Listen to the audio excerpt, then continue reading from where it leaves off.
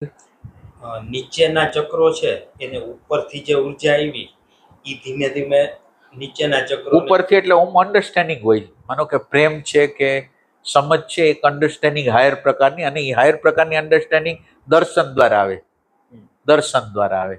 હા, હવે બોલો. એટલે ઈ નીચેના ચક્રોને સુધારે. હા હા હા, એટલે અત્યારે શું થાય, અત્યારે આ લોઅર પ્રકારનું ઇમોશન ને લોઅર પ્રકારનું ઇન્ટેલેક્ચ્યુઅલ જે છે ને, એ મેમરી, એટલે એનો સોર્સ છે મેમરીનો સોર્સ છે સ્વાર્થ, મેમરીનો સ્વાર્થ છે. એટલે ઈ સ્વાર્થથી બનેલું આ ત્રણેય નીચેના લોઅર સેન્ટરો છે.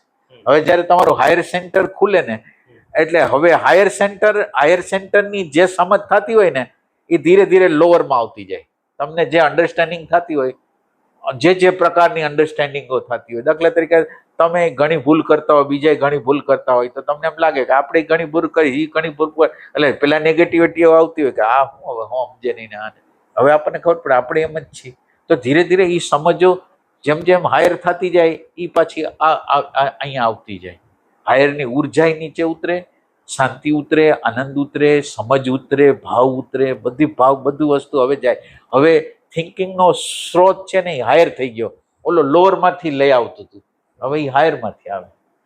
એટલે આ તો તમે દર્શન સુધી પહોંચ્યા પછીનું કહો છો. એટલે દર્શન પહેલા પ્રેઝન્ટ મોમેન્ટ થી તમે શરૂ કરો, એટલે કમસે કમ તમને હવે તમે ખોટી કલ્પનાઓ તમારા માટે હવે કરતા નથી. માનો કે પ્રેઝન્ટ મોમેન્ટમાં આવો છો, તો કમસે કમ તમે ભ્રમણામાં જીવતા નથી, તમારી ઇમેજ ખોટી ઇમેજો હોતી નથી. તો એ ઘણું બેનિફિટ કરે ને આપણને. અને આપણે સાધના કરતા હોય તો આટલો બધો પ્રોબ્લેમ હોય, તો બિચારા સાધના ન કરતા હોય તો એને કેટલા પ્રોબ્લેમ હોય. એટલે એ રીતે કરુણા જે છે ને, એ રીતે ધીરે ધીરે આવતી જાય એમ, એ ટાઈપની. અને હાયરમાં તો કેવી વસ્તુ છે, હાયરની અન્ડરસ્ટેન્ડિંગ છે ને, એને તો ખાલી સમજ થઈ જાય ને, એટલે એને મનાવવું ન પડે કે આમ કરવાનું છે નથી કરવાનું, એને સમજાઈ ગયું એટલે એ એપ્લાય થઈ ગયું. એ ટાઈપની વસ્તુ હોય. હાયરની વસ્તુ એવી હોય કે જેવું તમને સમજાઈ ગયું, હવે તમારે એને મનાવવાનું નથી કે આમ નથી કરવાનું અને હવે આ ખરાબ છે ને, એવું કઈ નથી. એટલે ઈ જ્યાં સુધી કરવું પડે ત્યાં સુધી સમજ કાચી. હા, સમજ કાચી છે. પ્રેઝન્ટ મોમેન્ટ તમને ઓર્ડિનરી માણસો જેવા છે ને એવા તમને બનાવી દે. જે ઓર્ડિનરી આપણી આજુબાજુ જે લોકો વ્યવહાર વર્તન કરે છે એવા જ આપણે છીએ, એવું પેલા એક્સેપ્ટન્સ કરે. નકર તો આપણી રિસ્પોન્સિબિલિટી કઈ થતી નથી. એટલે કમસે કમ પ્રેઝન્ટ મોમેન્ટમાં તમે આવો છો ને, નેગેટિવિટી ગતિ કરી નથી શકતી. નેગેટિવિટી, જસ્ટિફિકેશન, બફરો, એ બધા અટકી જાય. એટલે ઉર્જા બચત થાય, અને એ ઉર્જા જેટલી બચત થાય એટલી હાયર થાય, તો કંઈક એક્સપિરિયન્સ થાય. અને એને સિવાય જે પ્રકાર, હવે તમે ડાયરેક્ટ રીતે પ્રતીતિ, પ્રેઝન્ટ મોમેન્ટ છે એટલે પ્રતીતિઓ કરી આગો, નેગેટિવિટીની પ્રતીતિ કરી આગો, ગુસ્સાની પ્રતીતિ થવી બહુ મોટી વાત છે. અને પ્રતીતિ થાય તો જ એમાંથી નીકળવાની ઈચ્છા તો જ થાય, નકર થાય નહીં. ચિત્તનો આખો પ્રદેશ છે એ વાઇબ્રેશનનો જ છે. ચિત્તનો પ્રદેશ વાઇબ્રેશન સિવાય કાંઈ નથી. આમ જોઈએ ભાઈ, મન ને બધું વાઇબ્રેશન છે, ઓલું થોડું હાર્ડ થઈ ગયું હોય એટલે પિક્સેલ નજીક હશે એવું જ. એટલે ઓમી વાઇબ્રેશન જ હોય, પણ વાઇબ્રેશન ની અંદર તમને સત્યતા લાગે. તમે આઈડેન્ટિફાઈ છો ને એટલે વાઇબ્રેશન સત્ય લાગે, નક્કર લાગે, સાચા લાગે એમ. એ રીતે આમ હોય કાલ્પનિક જ. અને એક ભાઈ આપણે એ વાત થઈ, તમે અત્યારે કહેતા હતા એમાં તમને બીજાની સાયકોલોજી સમજાય. હા, ત્યારે તમે સ્થૂળ શરીર છોડી દીધું, તમે પ્રાણ છોડી દીધું. એટલે તમે સમજો, એક વ્યક્તિ બહુ મોટો માણસ છે, હોદ્દો ધરાવતો માણસ છે, એની આગળ પૈસો છે, સત્તા છે, એનો રૂપે સારું હોય, તમે પછી જોશો એ શું જોશો? મેન્ટાલિટી જોશો. એટલે વ્યક્તિ બહારની રીતે સત્તાવાળો બધું છે, પણ અંદરથી તમને એનો અહેસાસ છે કે એની અંદર આ પ્રકારની, એટલે જ્યારે ચિત્તને, જ્યારે તમારી અંદર જાગૃતિ હોય ને, તમને ખબર પડી જાય આ વ્યક્તિ યારે આપણો સંબંધ બાંધવા જેવો જ નથી, ખ્યાલ આવી. એટલે વ્યક્તિનું બહારનું માળખું તમે છોડી દો છો અને તમે ક્યું પકડો છો અંદરનું સાયકોલોજીકલ કે આની અંદર એવી રિલેશન ન રખાય. તો તમે બોડી નથી જોતા, એની સત્તા નથી જોતા, કઈ જોતા નથી, લાભાલાભ નથી જોતા એમ. એટલે અત્યારે અમે ભાઈ પર્સનલ એક બોડી નથી જોઈ શકતા, હા પણ ઓવરઓલ વૈશ્વિક મન છે એટલે હા. અહીંયા અંદર આ બધું હોય હા હોય. એમ જોઈએ છીએ. ના એટલે એમ જોઈશું, પણ તમને હજી ડર નથી.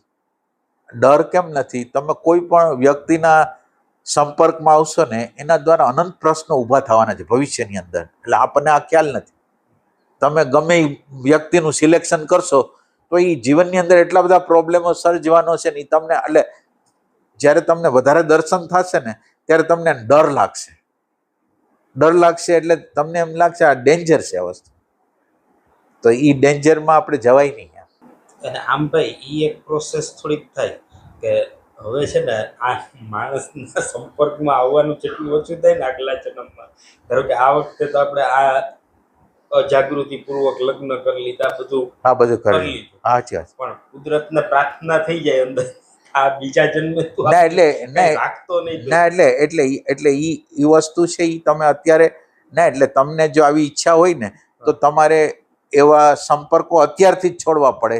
અત્યારથી જ તમારે થોડી જાગૃતિનો પ્રકાર વધારવો પડે. ના એટલે ભૂતકાળને અડવો પડશે અત્યારે, કારણ કે ભૂતકાળના આપણા અણુ પરમાણુ એવા પ્રકારના છે, એને સુધારશું એટલે આપણી આગળ જે વ્યક્તિઓ આવશે તો એ રીતે એવી રીતે આવશે. ઈ ટાઈપની વસ્તુ. ઈ સમજ આગલા ઓલામાં ટ્રાન્સફર થાય એવું ન બને. ના અત્યારનો ભૂતકાળ છે ને, ના એટલે તમારી તીવ્રતા, ના એટલે તમારે અહીંયા કામ કરવું પડશે. ના એટલે વિચારો કામ લાગે, બહુ તીવ્રતા પૂર્વકના વિચારો તો પછી કામ લાગે, પણ એમ કે આ વસ્તુ તો આપણે અત્યારે તમે એવા સંબંધોને કાપતા જાવ છો ને જે બિનજરૂરી હોય, સંબંધો કાપતા. અને તમને જો સમય હોય તો તમે તમારા સમયની અંદર રહેવા માંગતા હો તો બહારના સંબંધો આપોઆપ તમે મૂકવા માંગતા હો, બહારના સંબંધો આપોઆપ મૂકતા હોય. અને આની અંદર બહુ ધીરજથી અત્યારે જે આપણી કેપેસિટી નથી છોડવા માંડી એમ નહીં, તમારી અંદર સમજ આવે એમ છૂટતું જશે.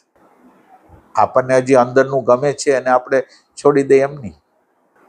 એટલે મૂળ વાત તો ભાઈ એ હતી કે ઓલું એક એક વ્યક્તિનું અંદરનું માળખું નથી દેખાતું, પણ વૈશ્વિક મનના આધારે આપણે આટલું જોઈ શકીએ. ના તમે ના ઓમ ખબર પડે. તમે દાખલા તરીકે તમે જે વ્યક્તિ હોય ને એના સાથે સંપર્કમાં આવતા હોય ને, તમે બરાબર રીતે ઓબ્ઝર્વેશન કરતા હોય ને, એના જીવનને એમાં શું થાય, નબળા ખબડા અંદરના આંતરિક અવસ્થાઓ આવતી હોય, એ વખતે એની અંદર પ્રગટ થઈ જતું હોય જે તે વસ્તુ. એ તમે નોંધ, એ તમને ખ્યાલ આવી જાય ને, તમારી જાગૃતિ જ જોઈ, બાકી તો કાંઈ નહીં. એના વ્યવહાર વર્તનમાં તમને ખ્યાલ આવી જાય કે આ વસ્તુ આટલે લગીને જ છે. કોઈ બોલે એટલે કે કઈ વર્તન કરે એના ઉપરથી ખબર પડી જાય. ના એટલે કેટલાય વ્યક્તિઓ અહીંયા આપણે આવતા હોય તો એ સંબંધો રાખવા માંગતા હોય, અથવા તો એમ કે મારે તમારે અહીંયા તમારે કામકાજ હોય તો, પણ આપણને ખબર હોય કે એની અંદર ક્યાં અણુ પરમાણુ પડેલા છે, એટલે આપણે એને ન બોલાવાય એમ. એ ટાઈપની વસ્તુ. એટલે એ આપણને અન્ડરસ્ટેન્ડ થઈ ગયું હોય, અને આ બધી વસ્તુનો અંદરની બધી વસ્તુ હોય ને એને સેન્સિંગ થઈ જાય કે આ વ્યક્તિ નહીં હાલે આપણે. એક વ્યક્તિ આપણા ઉપર આપણી યારે ડેડિકેશન હોય, બધું હોય, એવું નહીં કે એનો ભાવ હોય, બધું હોય, પણ એના નેચરને આપણે જોયો હોય ને કે આ નજીક આવશે ને તો એનો ડેન્જર નેચર ચાલુ થઈ જશે, આ નથી જતો એમ. એ ટાઈપની ખબર પડી જાય તમને. આપણી સાવધાની બહુ હોય કે સાવધાની એ ટાઈપની હોય કે માનો કે કોક એમ કહે છે કે તમને અમે દરરોજ ટિફિન આપી, તો દરરોજ ટિફિન આપી એટલે આપણે એમ સમજો કે ટિફિન આપશે એટલે એ વ્યક્તિ યારે સંપર્કમાં આવશું, વ્યક્તિના જીવનના પ્રશ્નો આવશે, એ આપણી સામે આવશે. જે પ્રશ્ન એના જીવનની અંદર આવશે એ બધા આપણે સામે. હવે તમારે આ ખાવાનું જોઈ છે કે તમારે આ કરવું છે? ખાવાનું તો આવું કોણ છે? ઓલા પ્રશ્ન કેવા ભયંકર. અને રિલેશન બગડવાના કેટલા ચાન્સ થઈ ગયા. તમે નજીક આવો એટલે રિલેશન બગડવાના વસ્તુ. તમારો સ્વાર્થ તમે ન જોવો ને તો તમે પછી તમને ફાયદો થાય. અને ભગવાન, તમે આ સ્વાર્થને છોડો છો તો ભગવાન બહુ રાજી થાય છે. ના એટલે આપણને જાળવી રાખે છે. આપણને આ મારું પોતાનું હું જોઉં તો મને એમ થાય કે આ બધા સ્વાર્થો છોડ્યા છે તો આમાં કોઈ ગેરફાયદો તો નથી દેખાતો, કોઈ નથી ગેરફાયદો નથી. એટલે એમ કે કુદરતના શરણાગતની, એટલે કોઈ વ્યક્તિને લાચાર થઈને તમે શરણે જાઓ એના કરતાં ભગવાનને શરણે જવાની વસ્તુ છે. એક ખુમારી હોવી જોઈએ તમારી અંદર. બ્રહ્મ વેદાંતજીનું ગીતાનું જ્ઞાન ને આ યોગ દર્શન એટલે તમારે ઘણું થઈ ગયું. પછી પ્રેક્ટિકલ બાકી મને તો મૂકી કેટલું બધું એમ લાગે છે પછી વાતમાં કે આમ વહી જાય છે. અચ્છા, કેવું વહી જઈશ? ખબર નહીં કેટલા પોઈન્ટ્સ હોય અને ઈ અટેન્ડન્સ જે હોય ને માઇન્ડ વારે વારે વહી જતા ને એના લીધે પણ એમ વાર એમ થતો હોય માઇન્ડ વારે વાર ભાગી જતો એટલે હેગર લાગે કે સમજ નહીં આ રહા है તો વચ્ચે ધ્યાન આવે ત્યારે હા અચ્છા પોઈન્ટ પછી પાછું બોલો ના એટલે તમારે પ્રેક્ટિસની જરૂર છે. હાજરી તમારી જે હેબિટ પેટર્ન છે ને એ મેમરીમાંથી જલ્દી કરવાનું છે. મેમરીમાંથી હાજરી દ્વારા નહીં, મેમરી દ્વારા જવાબ, મેમરી દ્વારા બધી વસ્તુ એ મેમરીને ચેન્જ કરવાની છે. પણ ભાઈ ઈ તો કેટલા ઓલાની કોર્સ ઈ થઈ ગયેલી પેટર્ન છે. હવે એ પેટર્નમાં ઈ મેમરીમાં જાય છે એને વાં લઈ જાય એટલે ના એટલે હાજરી જેટલી નોંધાવે ને ધીરે ધીરે અત્યારે મગજમાંથી સીધો પ્રસંગ બને એટલે મેમરીમાંથી જ વહી જવાય. હાજરી તો થતી નથી. તો એ હાજરી જેમ જેમ વધારતા જાય એમ પછી મેમરીને યુઝ થાય તો ઓલું મેમરી યુઝ કરે આપણને. મેમરીને કંઈ ખબર જ ન પડે. સાચી વાત કરે, કાંઈ ખબર ન પડે. અંદાજ કરે, એ વધારે પડતા તર્કો કરે, કુતર્કો કરે, ઓલો ભયના સ્થાનો બતાવે, બધી વસ્તુ એની અંદર હોય.